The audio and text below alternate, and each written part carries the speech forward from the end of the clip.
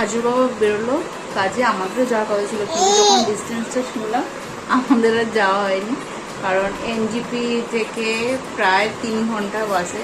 তো বাবা ভেবেছিল সবাইকে নিয়ে যাবে, অ্যাকচুয়ালি বাবা যাচ্ছে হচ্ছে একটা শ্যুটে আর কি, এটা হোটেলের শ্যুটে, এটা অনেকটা অফবিট এরিয়া।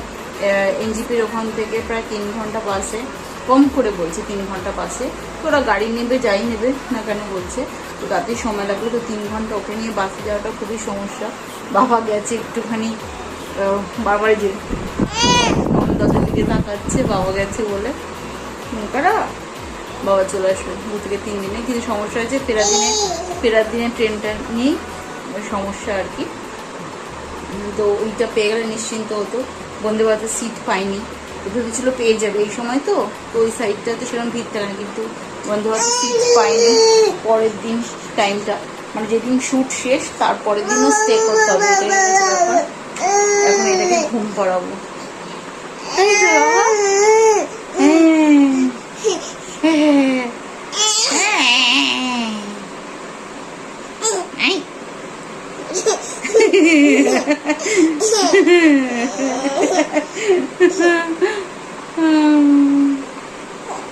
একটু মন খারাপ হয়ে গেছে।